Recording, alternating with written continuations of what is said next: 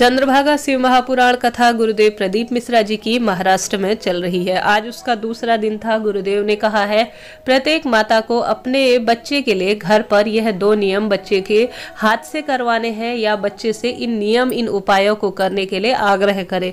अगर 2 उपायों में से गुरुदेव कहते हैं एक उपाय भी बच्चा कर लेगा, जैसा कि इन दिनों गुरुदेव कहते हैं बहुत अधिक बच्चे इंटरनेट की दुनिया में और मोबाइल की तरफ आकर्षित हो रहे हैं, जिसका असर उनकी बुद्धि पर पड़ रहा है, उनके शारीरिक विकास पर पड़ रहा है। उनका एक जगह ध्यान नहीं है। कई तरह की दुख बीमारियां भी इस कारण से उन्हें परेशान कर रही है। मानसिक रूप से बच्चा आजकल मोबाइल में अधिक व्यस्तता के कारण मानसिक रूप से परेशान हो रहा है। तब गुरुदेव कहते हैं प्रत्येक महिला को मकर संक्रांति से ही यह नियम बना लेना चाहिए। गुरुदेव कह रहे हैं बहुत अधिक उन्होंने आज हम सभी को ज्ञान दिया, जिसमें गुरुदेव कहते हैं प्रत्येक महिला हो या पुरुष इस शिव महापुराण कथा में आती है तो उसे सिर्फ शिव भक्ति यहाँ से कमानी है। जिस तरह से दुकान में बैठा हुआ या व्यापार में बैठा हुआ व्यक्ति का एक मकसद है कि वह जो है पैसा कमाने के लिए दुकान में बैठा है, आप सभी इस शिव मंदिर के पंडाल में बैठे हैं तो आपका मकसद ज्ञान अर्जित करना है और निरंतर शिव भक्ति में लीन रहना है। फालतू की चीजों में, यहाँ पर कहने का अर्थ है जितना अधिक शिव भक्ति हो, फालतू की चीजों में ध्यान न लगाते हुए शिव भक्ति पर अपना ध्यान लगाना है।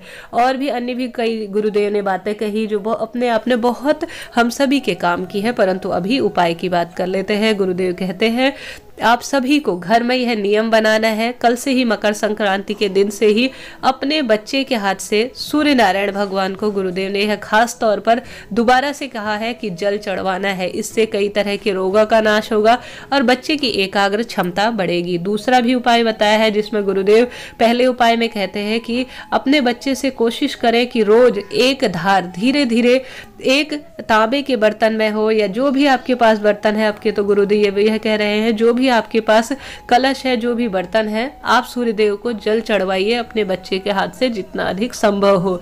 उस जल के अंदर गुरुदेव ने दोबारा आज आग्रह किया है कि आपके घर जो भी है, शक्कर है, मिश्री है, जो भी वस्तु है, मीठा जल अपने बच्चे के हाथ से चढ़ाएं। उस जो कलश है आपने जो लिया है उसमें कुमकुम, सिंदूर या लाल रंग का फूल भी आप सभी कोशिश कीजिए कि जरूर से डालें। इससे बच्चे की एकाग्र क्षमता बढ़ेगी और धीरे धीरे गुरुदेव कह रहे हैं आप अपने बच्चे से सिखाइए उसे धीरे धीरे। माता का फर्ज बनता है और 8 इंच ऊंचा हाथ उठाते हुए अपने बच्चे की जो है सूर्य आराधना के लिए प्रेरित करें।